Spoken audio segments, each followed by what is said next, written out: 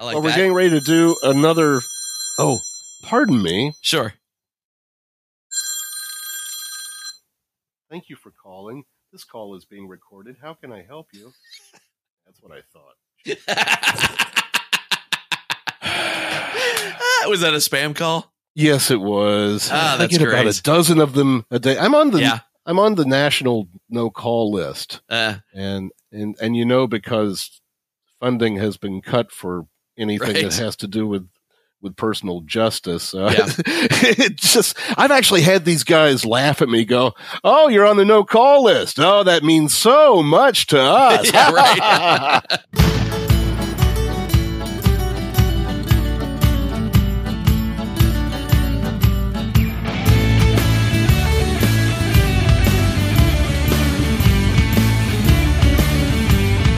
Turn it up, swashbucklers! You're listening to Under the Crossbones, episode number 184. My name is Phil Johnson. I'm your host for the show and the ship's guy that calls things by the wrong name. Because apparently, ropes are lines, you guys. Go figure. Welcome to episode number 184. Thank you for tuning in and telling your friends, visiting sponsors, sending donations, all that cool stuff that you do that helps me keep the old boat afloat. I appreciate it. So here we are, episode number 184. Fun fact about the number 184. Rule 184 in computer science and statistical mechanics is a cellular automaton capable of recognizing majorities and simulating traffic flow, surface deposition, and particle-antiparticle annihilation reactions. And if you understood anything I just said, then you are 3 steps ahead of me, because I did not. But apparently, 184 is a thing in statistical mechanics. So, there you go. It's the Wolfram code for the rule, 184. I know there's a search engine called Wolfram, but that's all I know. That's all I know. My guest on the show today is Brad Lee Howard of the Pyrates Royale. Yeah, we've been waiting for this one for a while, and Brad's on today, and it's a great talk. You're going to dig it. We dig into the Ren Faires scene in the 80s, and Pyrates Royale being some of the first pirates to sort of dig into that Ren Faires scene and the reactions that they got. We're going to talk about Brad growing up as a kid and getting into weird things because they were weird. Rugby, 70s stand-up comedy, Anglophile stuff, sword fighting, National Lampoon, and his mom finding the National Lampoon. Yeah, we're going to talk about separating art from the artist a little bit. And their Spinal Tap moment as they got lost at the Kennedy Center in Washington, D.C. So lots of good stuff in this talk. I think you're really going to enjoy it.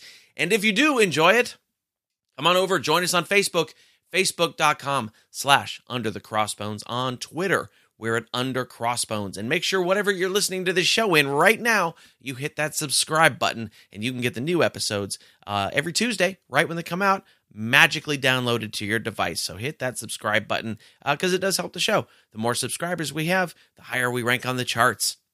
I think we're on the Apple Podcasts history chart somewhere in the 700s this week. So moving on up to the 600s. That's where we're going. Yeah. And of course, all the show notes for this episode are underthecrossbones.com/184. So, public service announcement as well here. As you might have heard last week, my birthday present to my girlfriend was Warriors tickets. And we went to the game on Sunday, this past Sunday, and about an hour before we had to leave, because it was, a good hour drive from where we are to go see it. So about an hour before we had to leave, I looked in the Ticketmaster app to see, just make sure I knew how it worked. I don't buy Ticketmaster tickets that often. And everything is in the app, all the barcode, everything, right? So I just clicked into the Ticketmaster app to make sure I knew how it all worked, and my tickets were there and everything was good. And I clicked in, and it said my tickets had been sold. Because apparently a thing that you can do, Ticketmaster has gotten into the racket of reselling tickets, scalping their own tickets, as it were, and taking a piece of the action. Right from the app, you can sell the tickets that you have already bought for whatever event. And I did not do that. Did not click the sell button, did not set a price. It just said your tickets have been sold and you'll be paid in 7 to 10 days. And I was like, no, because we're going to the game. That's a bad thing. So I got on the phone with them. They passed me around to a couple different people. Eventually, we ended up at the fraud prevention department as we're talking to them in the car on our way to the venue, because if we don't just start driving there, we're not going to make it, right? So Ticketmaster claims that my account was hacked and that somebody sold the tickets. I don't know why they would do that. The money would come to me, would come to my credit card. I don't see any reason outside of just trolling, which might be possible, that somebody would have done that. More likely, I think Ticketmaster screwed up and sold my tickets without telling me. But we did manage to get an additional pair of tickets for a similar set of seats for the Warriors game, and we did the thing. But if you have Ticketmaster tickets, if you're doing the app thing, dig in there like the day before, maybe the day of, and make sure that your tickets are in there. So, little public service announcement, and the Warriors won. They beat North Carolina Hornets, the Charlotte, North Carolina Hornets, by a considerable amount. It was not even close. If you're from Charlotte, North Carolina, listening right now, sorry, they won. I don't really care. Honestly, I don't. My thing is shows, yes, and I have lots of shows coming up, and you can catch me on the road here in California, mostly this month, doing the jokes and singing the songs. April the 4th, I'll be at Black Oak Casino in Tuolumne, California. April the 5th, Copyright in San Francisco, California. April the 6th, I will be at Slapface Coffee in Fremont, California. On April 11th, Slate Bar back in San Francisco. And also in San Francisco, April 14th at the Inner Sunset Street Fair. Outdoor street fair comedy. Always never a good idea, but we'll see how it goes. April the 19th, I'll be at the D'Argenzio Winery in Santa Rosa, California. That's going to be a smoking show. It always is. April 25th, Southern California. I'll be at Flappers Comedy Club in Burbank, California. On April the 27th, the Comedy Palace in San Diego. And April the 28th, Van Nuys Comedy Club in Van Nuys, California. And you can get all the info for those tour dates. Go to underthecrossbones.com, click on the tour dates button. It'll take you to the page where all that stuff is laid out for you. And yes, I do have road dates coming up later this year in other states. So if you're not in California, I will be coming for you shortly. Coming to you. Coming for you sounds very threatening. Coming to you shortly. I don't know. Maybe I'm coming for you. I don't know. Be nice. If you're not nice, maybe I'm coming for you.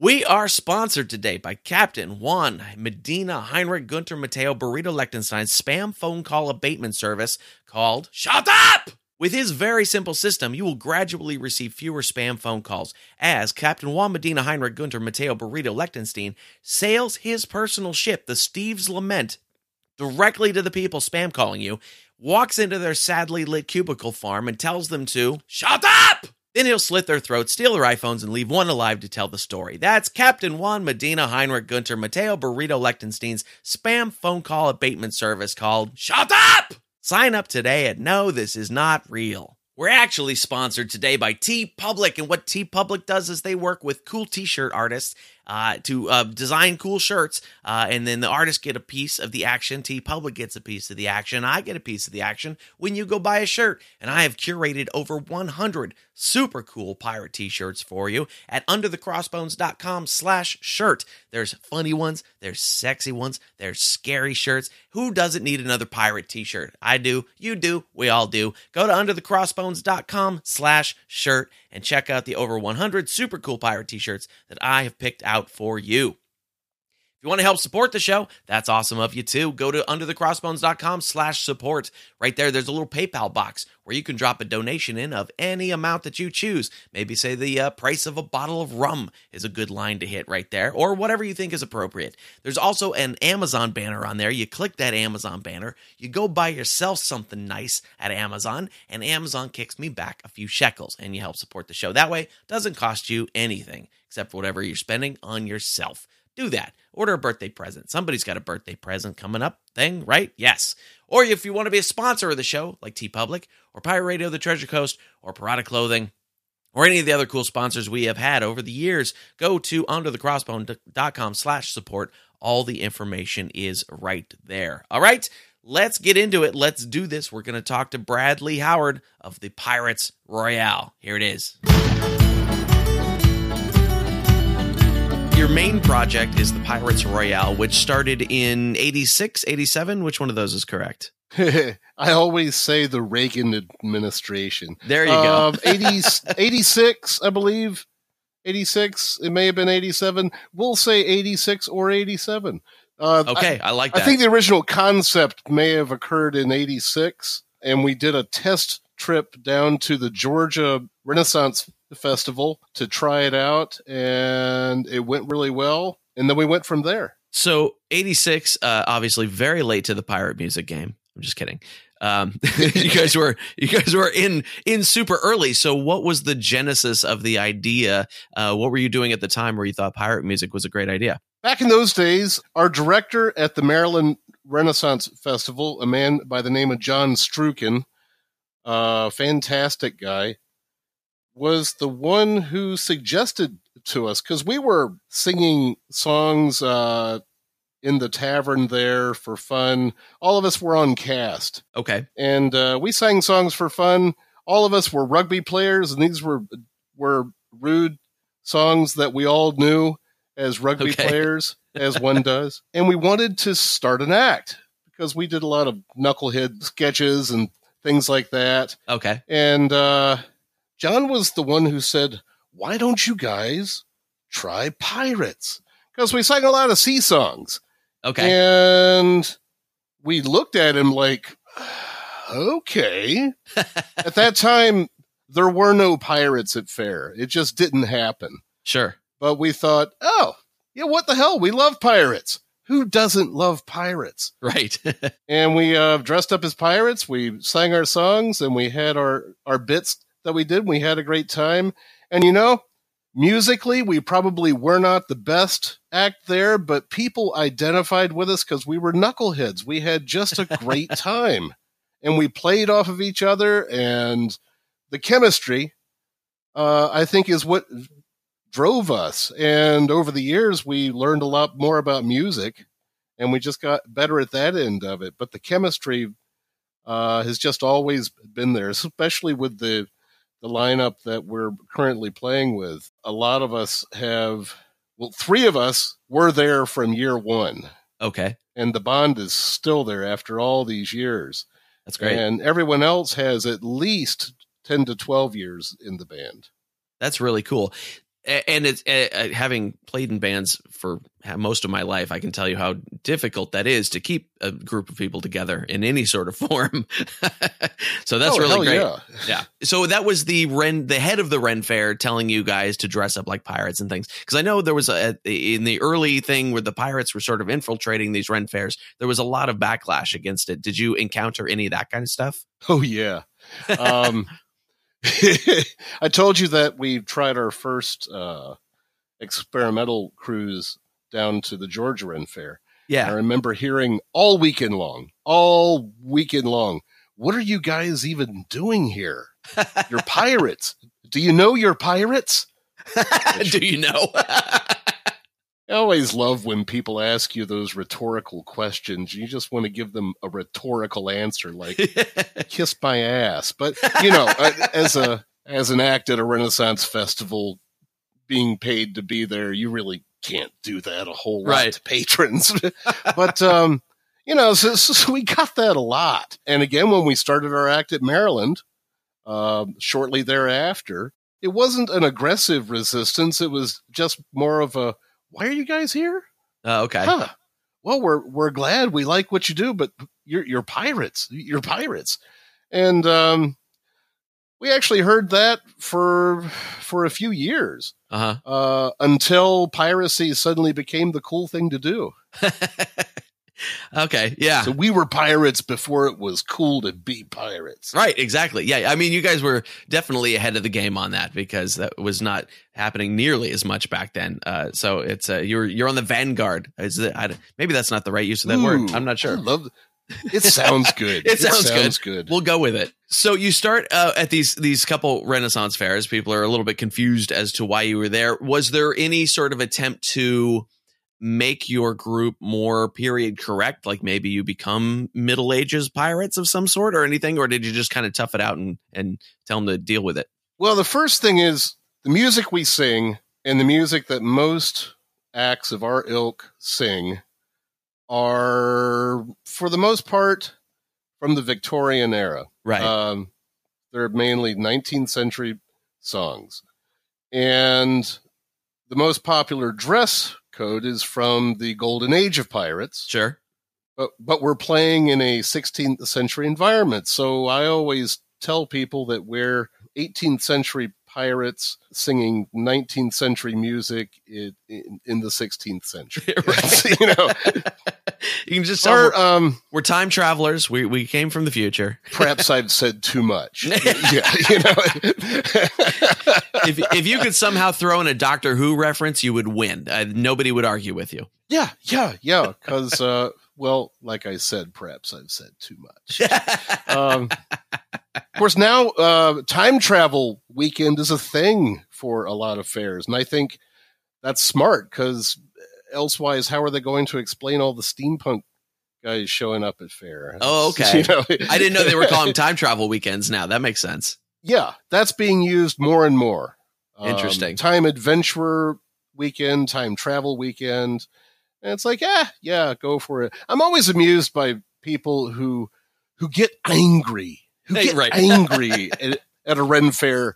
Ooh, they're obviously being Vikings, and this is a Renaissance festival. Really? Really? You just paid upwards around $30 to spend your day here, and that's what you're really? Yeah, right. You need to go have a drink. Yeah, right. I mean, you know, when we look, hey, we're just playing dress up for the day. Just calm down. Yeah. So how did you get originally into the Ren Fair scene? Let's go back a little further even. When I turned 16, I got my license right out the bat, and I had heard about this Maryland Renaissance Festival that happened about 2.5 hours away from home. Okay. And I just made my mind up early on that I was going to drive myself there as soon as I had the ability. So sure enough, when I turned, it was 1978, I drove from Salisbury, Maryland to Columbia, Maryland, where it was in those days. And I fell in love with it immediately. And I became a patron. And that lasted until I auditioned for cast in 84, 85. Okay. We'll say the early Reagan administration is right, when right. auditioned for cast. And I got on, and that's been a big part of my life ever since. What was that first thing you got cast as? My friend John Davis, who for years was in Hack and Slash. Okay. He and I and our friend Lee Ulrich used to do sword fighting, and we went to John Strukin, and they had already had auditions for that season. They had hired everybody on, but we showed up at his office unannounced in full armor. You know, we had the chainmail and we had the swords with us. We had our helmets, and we told him that we wanted to audition, and he was very kind. He let us audition, and we did skits that we worked out and did at other events that we got hired for and everything, but it was all very informal. Uh-huh. And lo and behold, he said, yeah, I will hire you. I don't have budget to hire 3 people. So here's what I'll do. I will give all of you one contract, and you will share the pay for one person. And back in those days, it was a flat $100 for the full season. So in those days, it was a 6-weekend run, and we got $100 stipend. So to this day, I have the third of a penny that we cut up.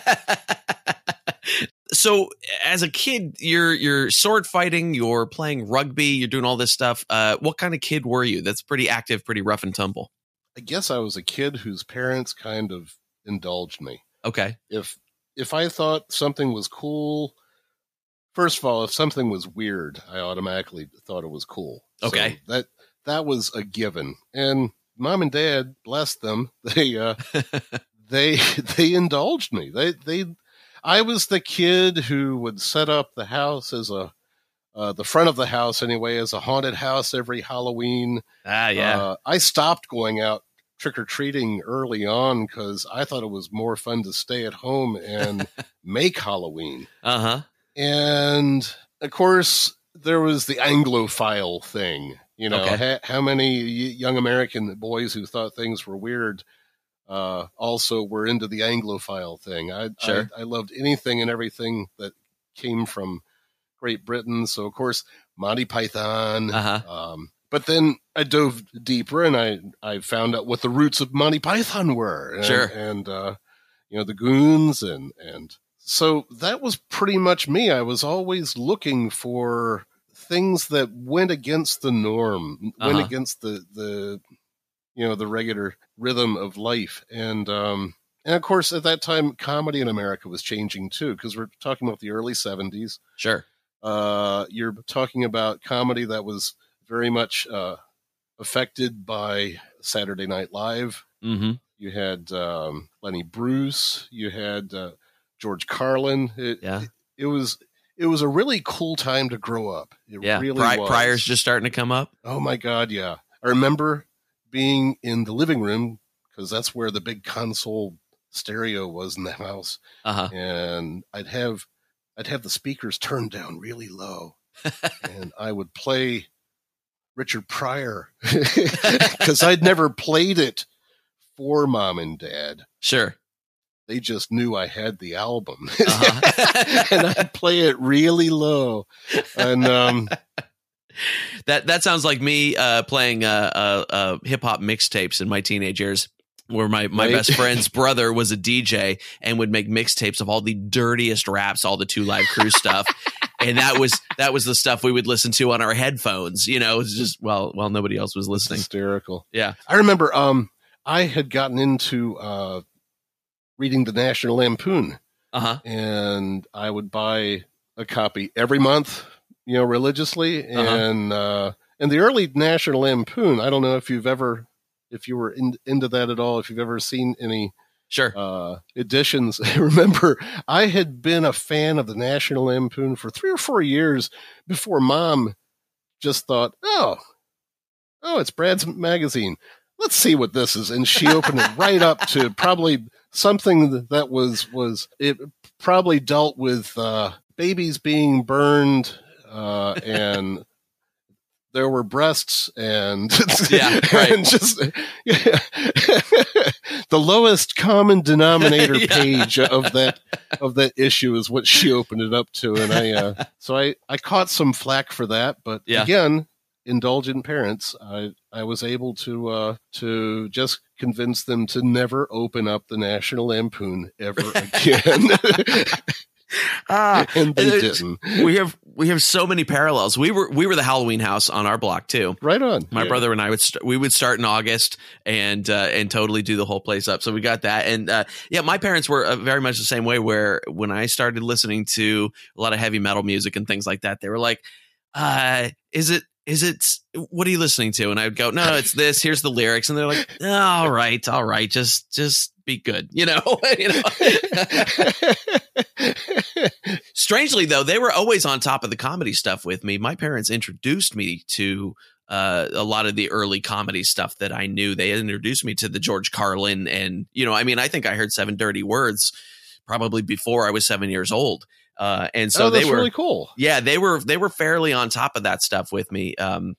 Which now it's what I do for a living. Mine were more about sharing the music with me. That too. Mine yes. were more about sharing the music. The comedy I had to find on my own, but definitely the music started with Mom and Dad. What was the music they were exposing you to?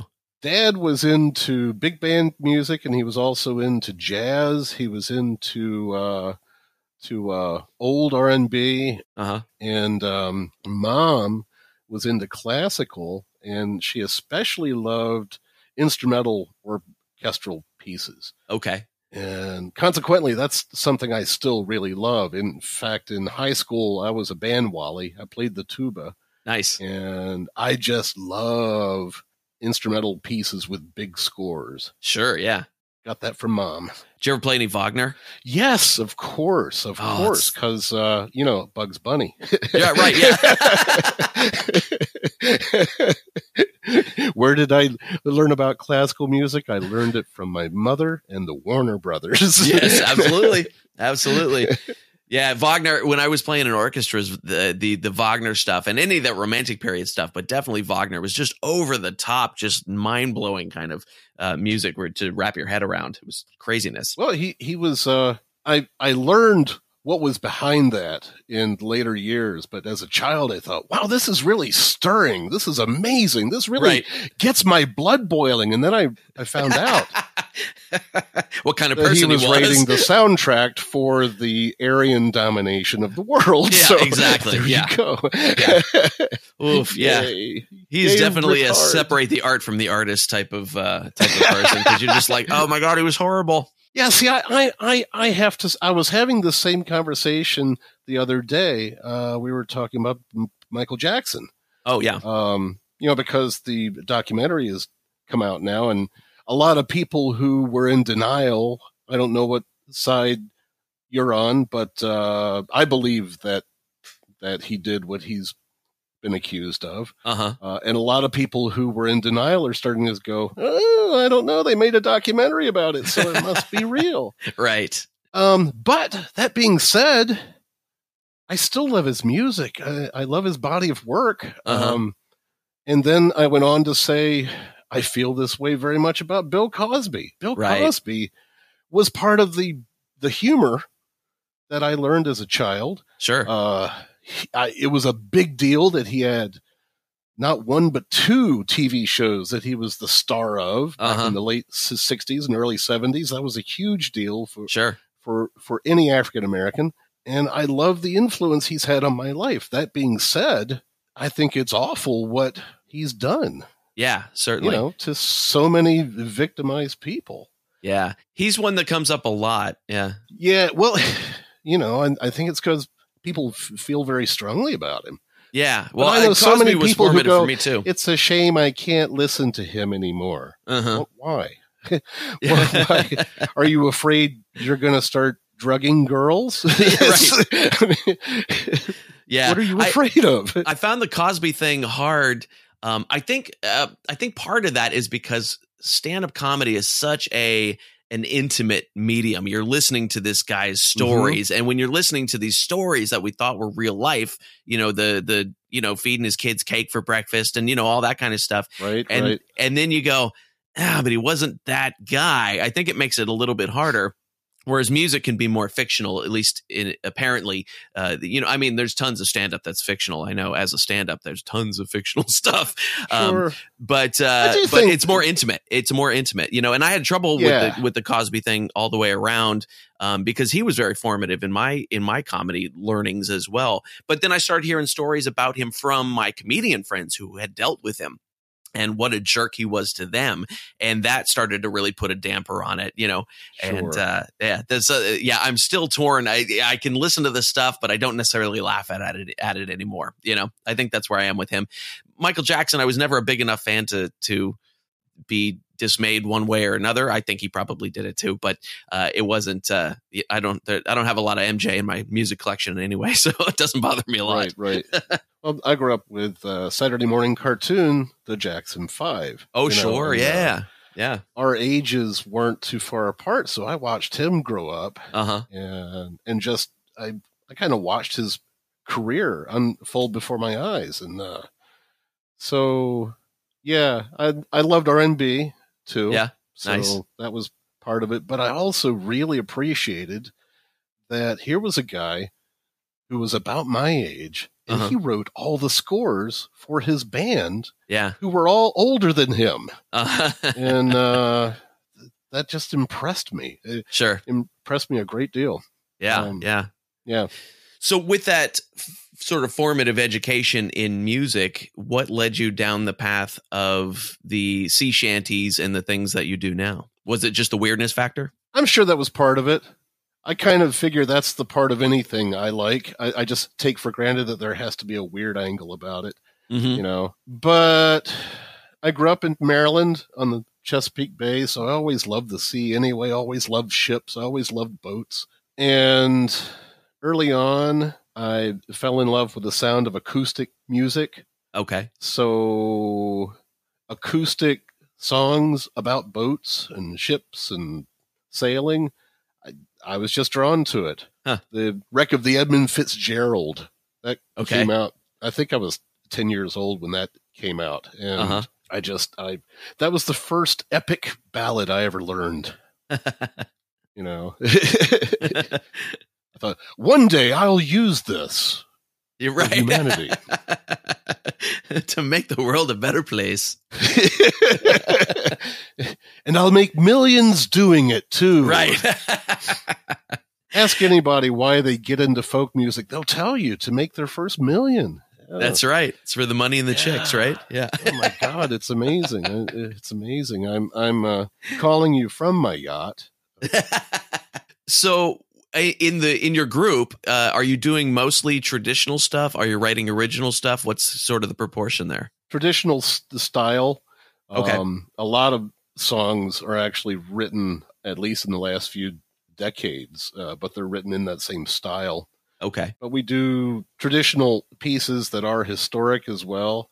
Just anything at all. And we haven't done anything original apart from augmenting songs. You know, we'll write our own variations on verses and things like that, just to put our own mark on it. But mainly, I guess we've focused our energy on just doing our own versions of it and cranking out our own arrangement. Okay. And that's really, I think, has been one of our biggest selling features is the thumbprint sound that we have. Is that something you can describe? What is it that, because now there's a plethora of pirate bands out there. What do you think it is that kind of sets you guys apart? We've always loved multiple parts, 5-6 part harmonies. We've always loved that. And we've always felt a need to fill spaces with that sound. I think that's it. I think the biggest part of our signature sound is the voice print that we have. Okay. You know, we get a lot of comments about that. Okay.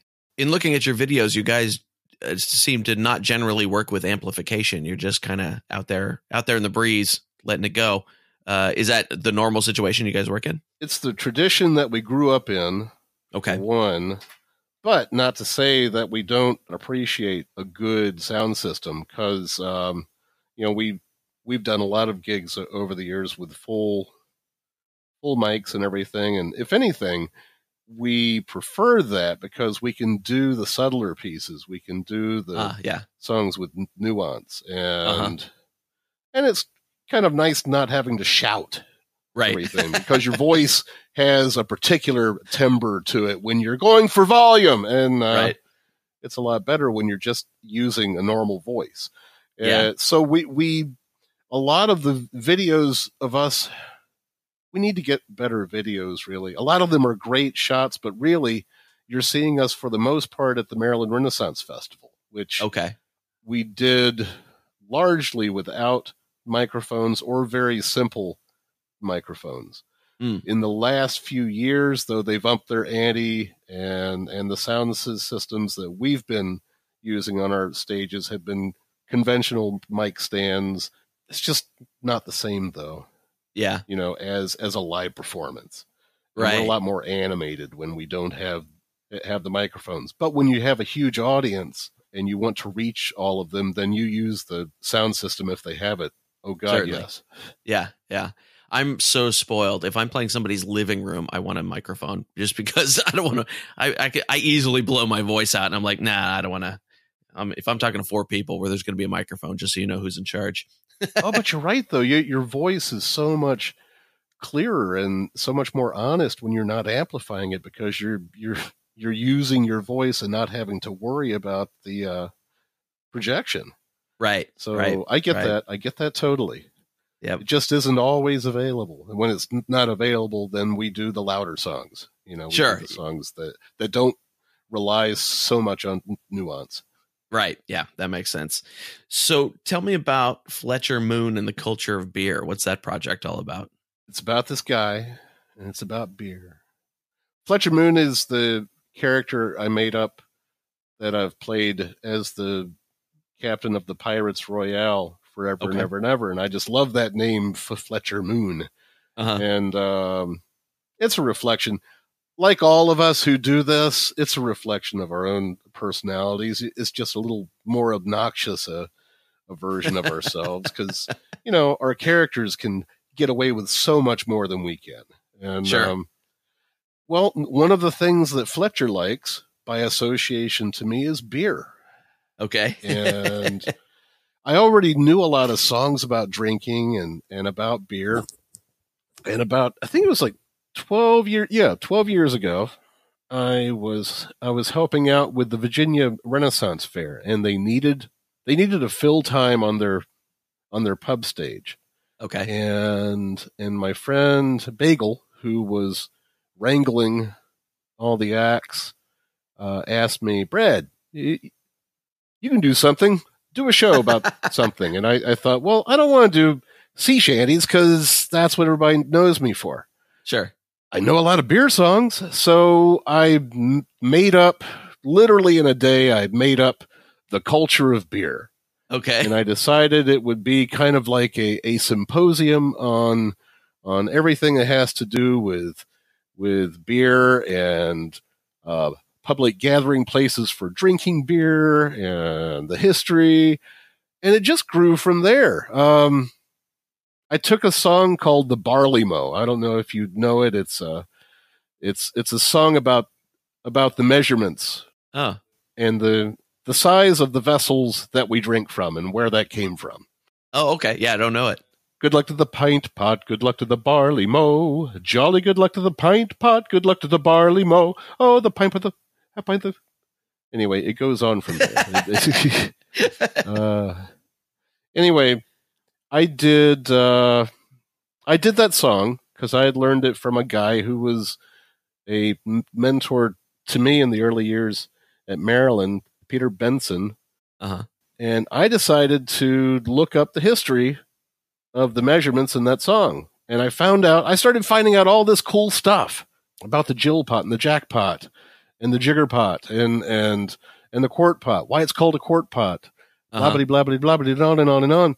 And I found that every measurement had a funny story, or two, or three, that was actual history.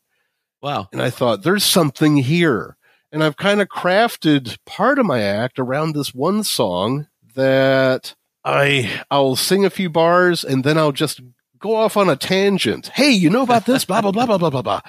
And it's kind of a manic, off the top of my head delivery, because I actually got really passionate about this in a very honest way when I'm going on about this at this breakneck pace. I'm not making it up. It's really coming. I'm really this passionate and this excited about it. And that's kind of how the show evolved. The show evolved as a time filler. I know how to sing about that, but then it became so much more. And suddenly, beer became a gospel for me. I started to realize that there are some important aspects about fermented beverage that people have forgotten in history. And I want people to realize the pedigree. Beer is popular as an inebriant. And really, that's one of the only reasons it's popular. Now we've got the craft beer movement, and you have people who are into the nuance of the flavor and all that. But for the most part, beer is just an intoxicant, and that's really what it was reduced to. But there was a time, the vast majority of human history, beer was equated to life. Beer was equated to God. Beer was an incredibly important substance. Now, my act is a sermon preaching. Don't forget why we drink beer. So that's the culture of beer. Anybody who wants their audience to learn something about a beverage that they're paying a lot for at their venue, hey, I'm the guy who will give them even more of a reason to purchase even more of it. I like that. That sounds really interesting. I'm not even a beer drinker myself, but I would definitely sit down and listen to that show. What kind of places are you doing it in? I'll always explain that because invariably you'll have someone in the audience, I don't even like beer. Sure. That doesn't matter. Right. That does not matter. I just want you to have an appreciation for beer. Yeah. Beer is largely responsible for you being here. And I'll let them think about that. Yep, a couple different ways that could go. Right, yeah. So what kind of places do you do that show in? Started at the Virginia Ren Fair. I now do it at the Carolina Renaissance Festival. I tried it at the Maryland Renaissance Festival one weekend several years ago, and everyone was so used to me being in the Pyrates Royale, they kept waiting for the punchline. Oh. They kept waiting for, the rest of the band's going to come out here and it's going to be funny. It's going to be No. Brad's just up there by himself, and he's not singing sea shanties. And he's wearing an apron. Whoa. So I really didn't ask to try it again at Maryland because they just, it's odd. At Virginia, the audience largely knew me from the pirate days, but it wasn't as ingrained in them because Maryland was our home show, so we were there every single weekend, every single day, day in, day out. Virginia, the band was only there one weekend. Okay. And it was a lot less formal an environment as well back in those days. And I think people's minds were more open to seeing me in a different way. But I've done some breweries, and in fact, I'll be doing one next month at a local bar here in Gastonia, North Carolina, the Gaston Poorhouse. Okay. We're going to do an evening of beer, and it'll be a tie-in with a local brewer.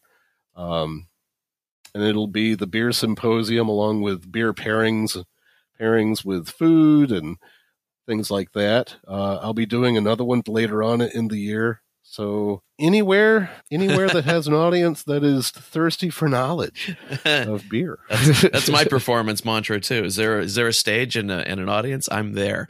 Yeah, exactly. Yeah. The brewery scene here in California is these are like our bread and butter gigs now for comedians. Do the breweries back there do a lot of entertainment and things like that, or is it kind of a new thing? It depends on the brewery. It depends on what kind of a space they have.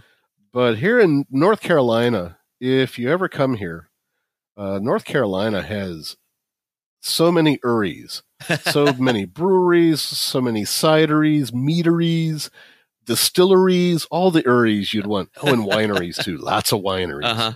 And I've lived here for 4 years now, and I'm still just driving locally. I'll see a sign. Oh, haven't heard of that one. And it's great. And a lot of them do have nice little venue places, nice tap rooms. The Pyrates Royale are playing a tap room in Maryland in early April, so it's only a few weekends away, but we just set that up this past week. We're going to be putting something on our website soon. But this is becoming a thing. A lot of the Uris on this coast are recognizing that their clientele have a discerning taste, not only for what they drink, but probably what they eat as well, and also what they like to listen to, and what they consider as entertainment. Yeah. So I would agree with you that the audiences to be found at the distilleries and the wineries are a really cool element. It's like Renaissance Festival. There's a discerning palate there. Sure. That as a performer, you really come to appreciate. Yeah, for sure. That's really great. I saw I guess it was on your Wikipedia page that you guys played the Kennedy Center. How did that come about? Yeah. We played there on 2 occasions, and it was their, if I recall right, it was a holiday. It was the Holiday Foyer series. Okay. If you've ever been to the Kennedy Center, they have a ginormous foyer. It's the size of my high school gym. It's huge as foyers go, and they just had several stages set up, and it was like a weekend long entertainment festival sort of thing. And they had acts working on the stages pretty much all day long, and if you have a moment, I'd like to tell you a story. Go for it. You remember the scene in Spinal Tap when they get lost trying to find the stage? Oh, yeah. Okay, we lived that. Okay, we I have lived too. That. We were one of the bands in the Foyer series, so they let us down to the catacombs underneath the Kennedy Center, which is really, really impressive. How many hallways they make you travel through before you hit the stage. I guess by design it makes you dependent on the venue. Maybe not so cocky. I don't know. Anyway, they led us to our green room. We had 4 sets that day.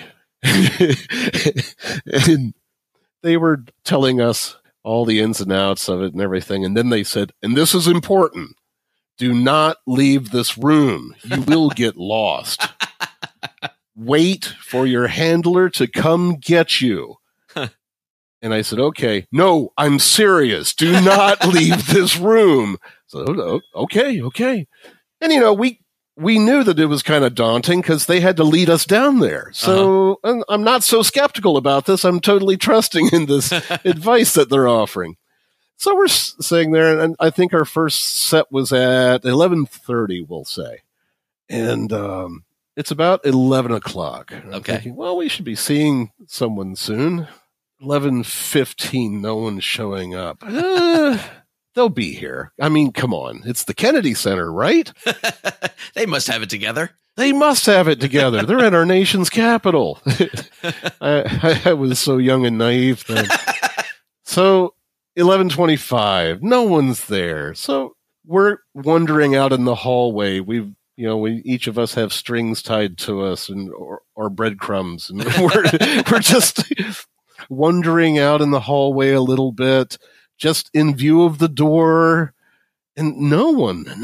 We're looking for someone who has a radio. We're looking for someone to contact our handler. And it's 11:30. Hey, we're supposed to be on the stage. And you kind of get a little panicky because you never know if you're working for a venue that's going to hold that kind of thing against you. Sure. Or apologize to you. Right. We had no idea. It was the Kennedy Center. We had screwed up at the Kennedy Center. Which I'm sure has never happened before. Never. And never. So finally someone shows up about a half hour later, and we're just, by then we're like, and they go, I'm so sorry. And you're like, sweet, we're in. Yeah. It's like immediately, oh, well, I've got the upper hand here. And I said, so we're not going to be held responsible. No, don't worry about that. Okay, you're going to come get us for the... Yes, don't worry. And they did. But the route that we took from the entrance dock to the green room, and then from the green room to the stage, was a left and a right and a right and a right and a left and a left and an up and then a down. Why? We're going down again, and then we're up again. And and I thought, this is ridiculous. There's no straight shot to the stage. Right. But evidently, no, it's a catacomb. Oh my gosh. Of course, if you look at the layout of the streets in D.C., maybe Lafayette designed the Kennedy Center too. I don't know. Could be. That's I always amazing. loved driving around Baltimore. Uh-huh. is a wonderful city, and if you get lost, it's okay. You'll find yourself. DC?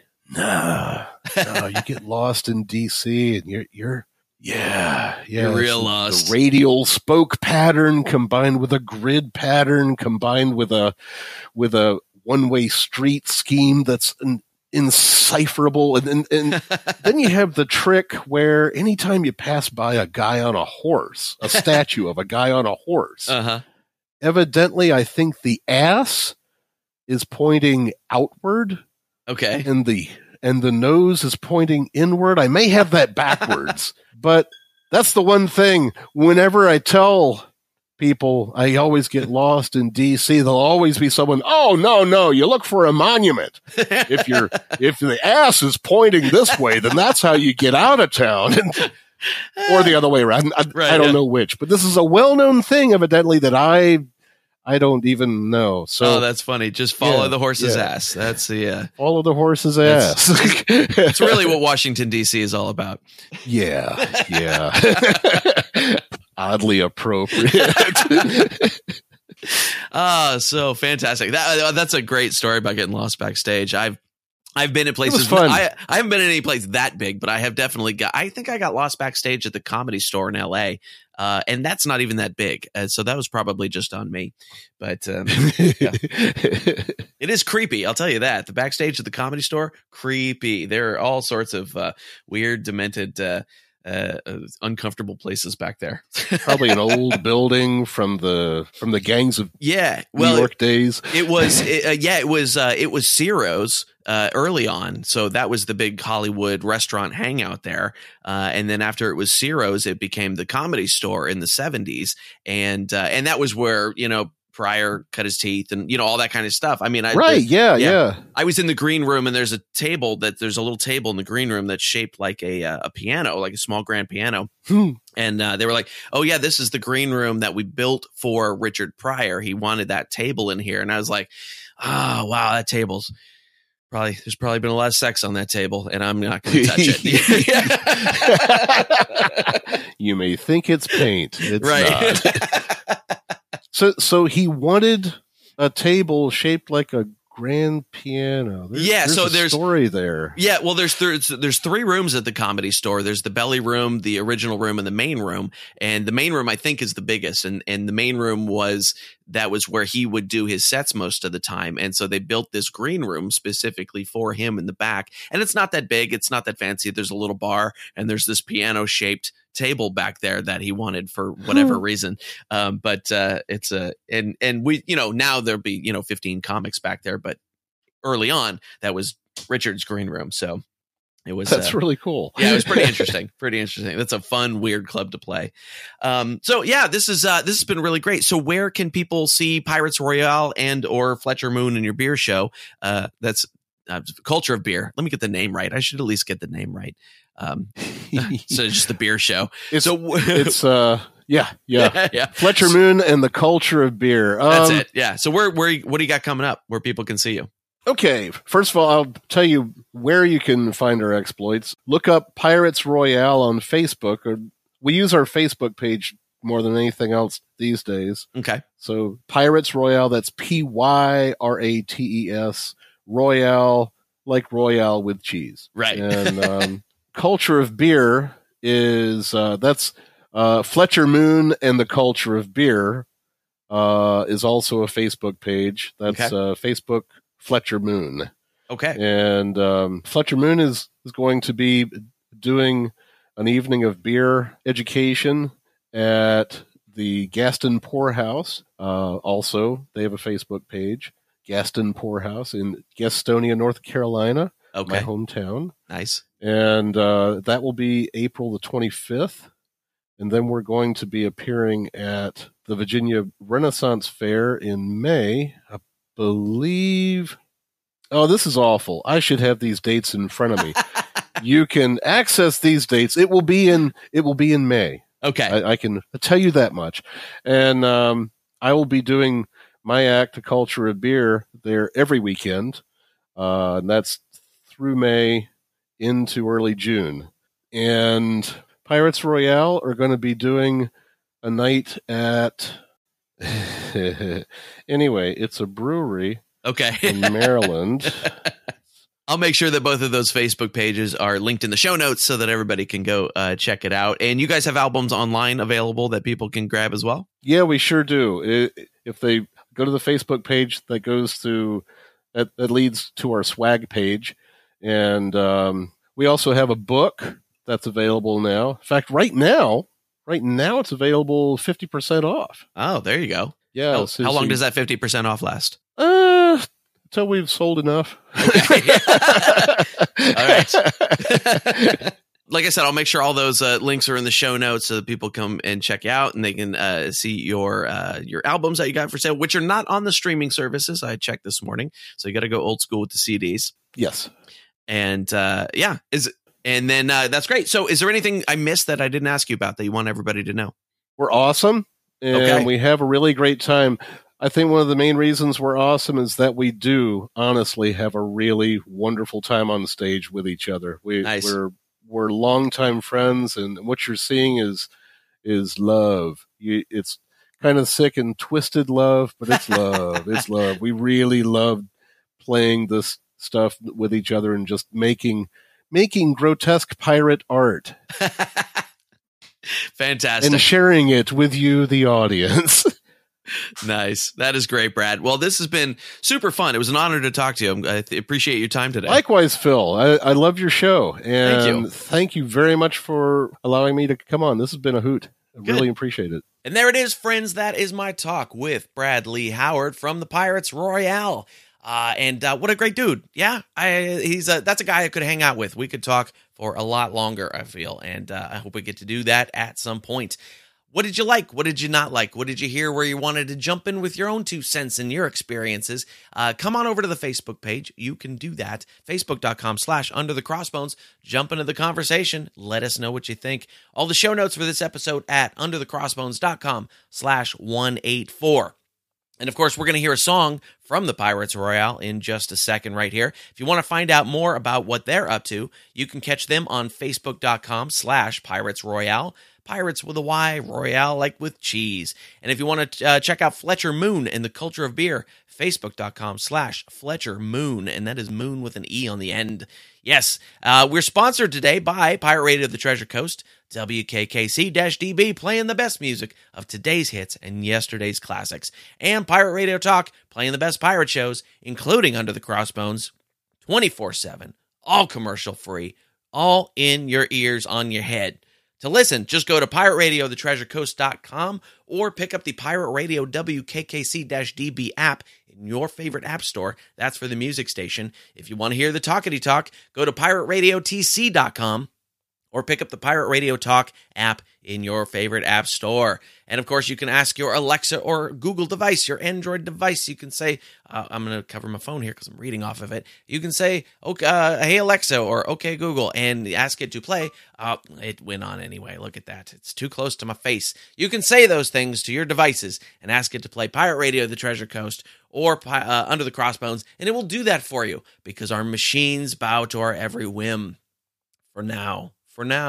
All brought to you by iTreasure Radio, the very best digital media from independently owned stations at iTreasureRadio.com. All right, let's get a song from Pyrates Royale. Of course, it's a music episode. We've got to hear a song, right? So we're going to hear a track from their latest album, Barrel Aged. It's a song called Bring 'Em Down. And so here they are. This is Pyrates Royale featuring Brad Lee Howard, Tim Shaw, Eric Booker, Damon Hirsch, Matt Salisbury, Jennifer Bell Garman, Claudia Harrison, harmonizing for your ears. This is Bring 'Em Down from the album Barrel Aged. Ahoy there, landlubbers! This weekend, grab your mateys and bring 'em down to the Suckin' Monkey Pub for our annual Scrod Fest, where you can eat yourself stupid on scrod and biscuits, scrod cakes, or our unfamous Scrod Imperial served over a bed of scrod. And here at the Monkey, everything comes with unlimited salad and hardtack, so bring 'em all down and tell 'em Cookie sent you. In Liverpool town I was born. Bring 'em down. Now London is me home from home. Bring 'em down. And the girls are mighty fine. Bring 'em down. They're never a day behind the time. Bring 'em down. It's around Cape Horn we all must go. Bring 'em down. Blundering through the frost and snow. Bring 'em down. Along to Valley Po. Bring 'em down. Northward then to Callio. Bring 'em down. And Callio girls I do admire. Bring 'em down. They set your rigging all afire. Bring 'em down. Just like them girls from Baltimore. Bring 'em down. They'll dance all night then yell for more. Bring 'em down. It's westward to the Orient then. Bring 'em down. The ships refitted, the boys become men. Bring 'em down. And you're loved a Chinese girl. Bring 'em down. Now she's worth sailing around the world. Bring 'em down. And it's back home to Liverpool. Bring 'em down. I spends me pay like a bloody fool. Bring 'em down. Born in Liverpool, born and bred. Bring 'em down. I'm thick in the arm and thick in the head. Bring 'em So rock and roll me, hold me, boys. Bring 'em down. Let's get this damn job over me, boys. Bring 'em down. Do it again. Bring 'em down. Hold it back. Bring 'em down.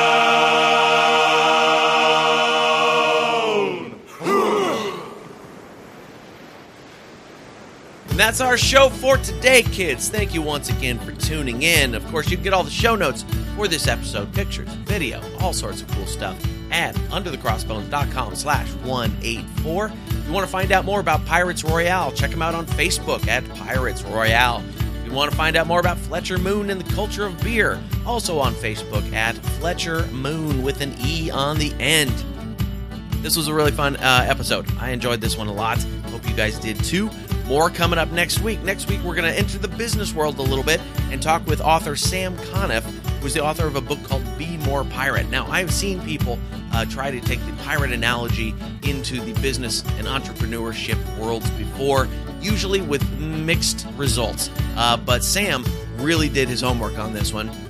References all the books and the people that we love in the pirate community, historians, all that kind of stuff, and really puts it to work as an analogy for social change, entrepreneurship, and business in our modern age. And I think if you're going to really enjoy our talk, you're going to really enjoy the book. So that's next week. Sam Conniff, author of Be More Pirate. And if you've got suggestions for someone you think would be good on the show, whether that's yourself or someone else you know, or someone you don't know, and you just think they might be cool on the show, let me know. Send me an email, phil@underthecrossbones.com, and I will do my best to hook it up. All right? So again, show notes at underthecrossbones.com/184. See you next week.